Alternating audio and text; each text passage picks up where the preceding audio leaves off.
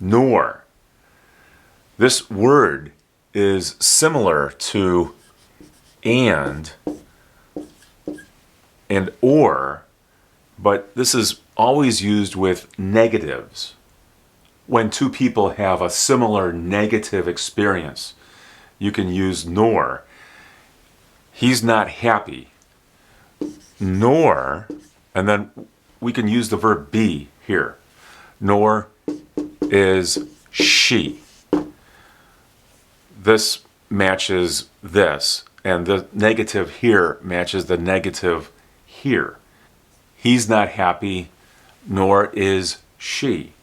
If we change the subject to they, nor, and then here's the verb be, nor are they. If the subject is I, nor, and then here, am, nor am I. He's not happy, nor is she. He's not happy, nor are they. He's not happy, nor am I. I'm not happy, and he's not happy. He's not happy, nor am I. He's not happy, and she's not happy. He's not happy, nor is she. Notice the use of a helping verb after nor in these two sentences and these two sentences. He shouldn't do that, nor should you. I'm comparing these two groups of people. And this is negative, but this is also negative because of nor. And there's only the helping verb. You don't need the main verb. He can't finish. Here's the main verb. Here's the helping verb. And then here's the helping verb without the main verb. He can't finish it, nor can she. In these sentences, the main verb is be. There's no helping verb. So, you're not tired, or you aren't tired. We can put the contraction here with not. Nor am I. Here's the main verb. It's the verb be, and it matches the subject just as it matches the subject in these sentences.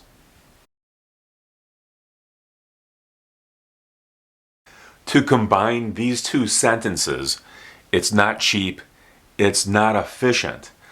I could put a comma here and then the conjunction and here. It's not cheap and it's not efficient. It's neither cheap nor efficient.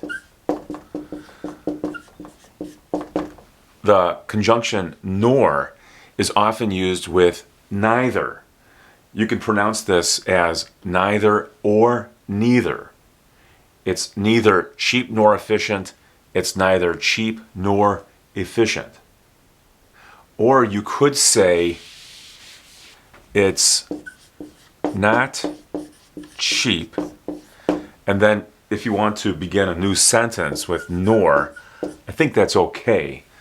Nor is it efficient. Sometimes it's not a good idea to begin a sentence with a conjunction, but I think in this case, especially when you're speaking, it's okay to start with nor. It's not cheap, period, nor is it efficient.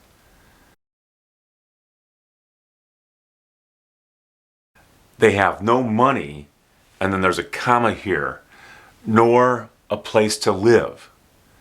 You could also write it this way. They have no money, nor do they have a place to live. They have no money, comma, nor do they have a place to live, or they have no money, and then I think you'd use a comma here, nor a place to live. Both sentences sound pretty good. I don't have a car, and here's a conjunction, I don't want one. This sentence could be rewritten with nor in place of and. I don't have a car, nor, and then I'm going to use the helping verb, nor do I want one. I don't have a car, nor do I want one.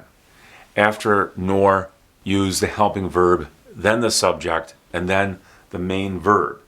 This sounds really good if you can make a sentence like this. It sounds like you have a very good command of English. She doesn't eat beef, and she doesn't eat pork. We can combine these two sentences and say, she doesn't eat beef, and then put a comma here, nor does she eat pork. The negative conjunction here is somewhat parallel to this negative verb and this verb here, the helping verb and the main verb. She doesn't eat beef, nor does she eat pork. So instead of having to repeat doesn't, you can just use that conjunction.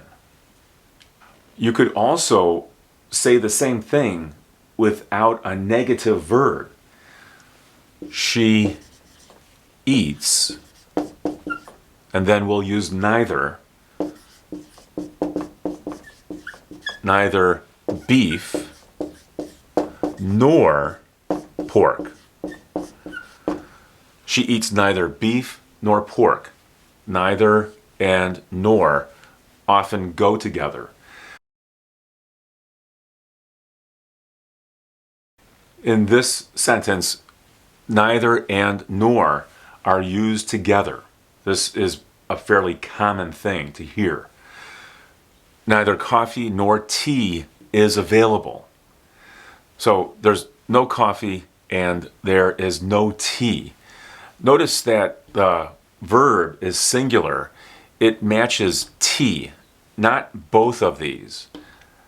You might hear someone say neither coffee nor tea are available because this is a conjunction and joins these two things together.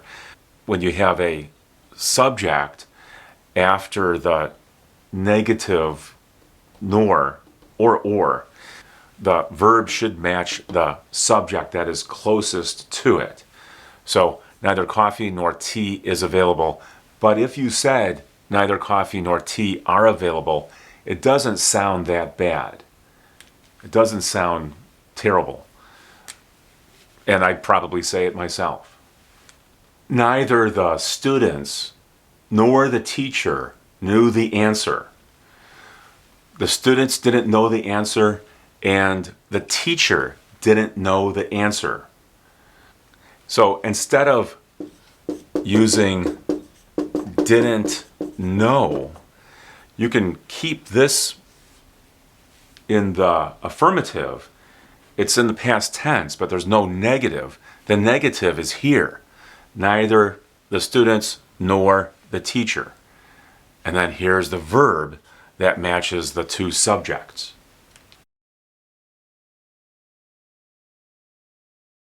In this sentence, neither and nor join two verbs. Here's the subject, and then here are the two verbs. He neither called nor texted. He didn't call.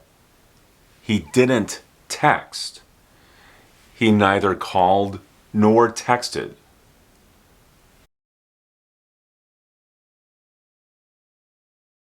Finally, here's a famous quote from Shakespeare. Neither a borrower nor a lender be. Don't borrow money, that is, don't take money from a person to be paid back, or don't lend money, don't give money out for it to be paid back. Neither a borrower nor a lender be. I hope this video helped you. If it did, give it a thumbs up and subscribe to my channel.